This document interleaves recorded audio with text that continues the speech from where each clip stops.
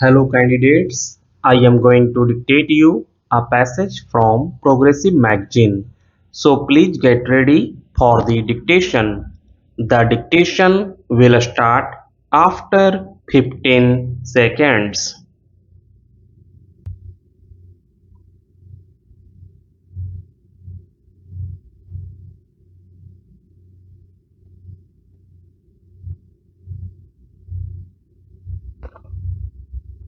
We have also examined sections 61, 72 and 142 of the Customs Act to consider the question of whether the Customs Act confers and creates a statutory first charge on the customs dues and were of the opinion that the sections do not incorporate a statutory first charge to override the general law as per the dictum in Dena Bank.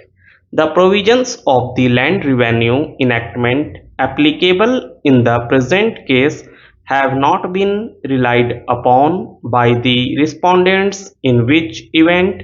a legal issue relating to conflict of laws would have arisen and required an answer.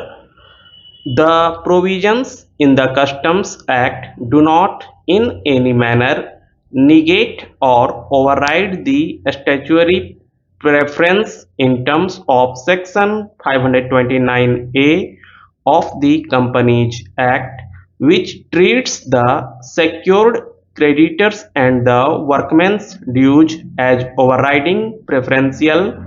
creditors and the government dues limited to debts due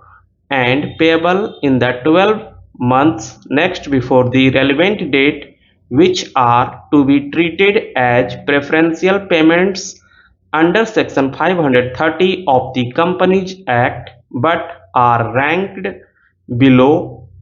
overriding preferential payments and have to be paid after the payment has been made in terms of Section 529 and 529A of the Companies Act. Therefore, the prior secured creditors are entitled to enforce their charge notwithstanding the government dues payable under the Customs Act. The view and the ratio we have expressed is in consonance with the decision of this court in Punjab National Bank versus Union of India and others. A similar view has also been expressed by a three-judge bench of this court in Sudaresh Bhatt, liquidator of ABG Shipyard versus Central Board of Indirect Taxes and Customs, with references to the provisions of the Insolvency and Bankruptcy Code 2016 and the Customs Act. In this context, the three-judge bench in Sundaresh Bhatt, liquidator of ABG Shipyard, has referred to Section 238 of the IBC to observe that Section 238 of the IBC clearly overrides any provision of law which is inconsistent with the IBC.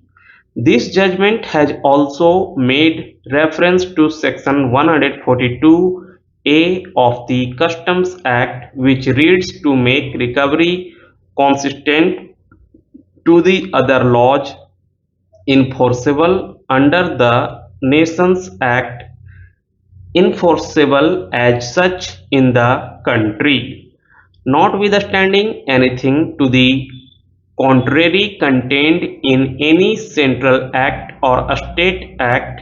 any amount of duty, penalty, interest, or any other sum payable by an assessee or any other person under this act shall, save as otherwise provided in Section 529A of the Companies Act 1956, the recovery of debts due to banks, and the Financial Institutions Act 1993, the Securitization and Reconstruction of Financial Assets and the Enforcement of Security Interest Act 2002 and the Insolvency and Bankruptcy Code 2016 be the first charge on the property of the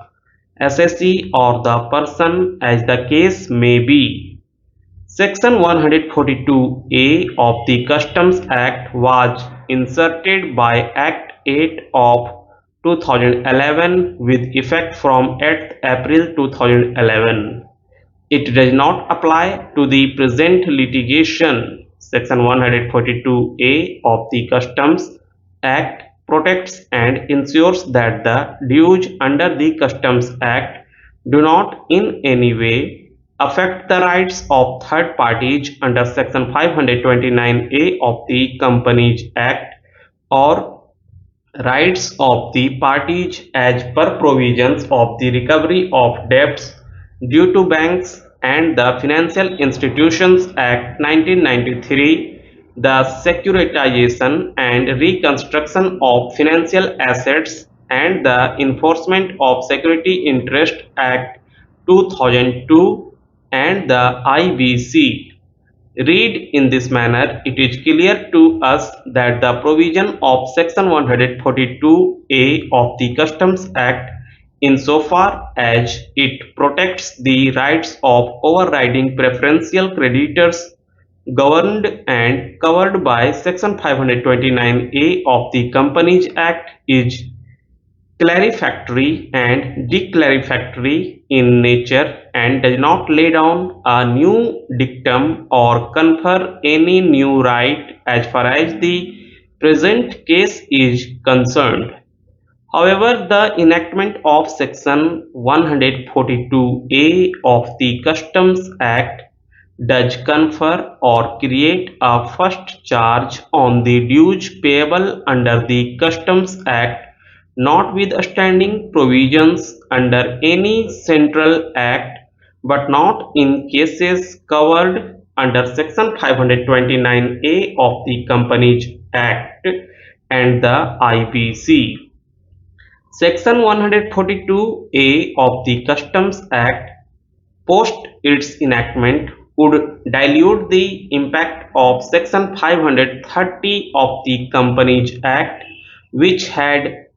restricted preferential treatment to government taxes due and payable, limited to 12 months prior to the relevant date without preferential right for taxes that had become due and payable in the earlier period. In view of our reasoning, we must hold that the decision of the Division Bench of the Calcutta High Court in Ditron India Limited does not lay down the correct law.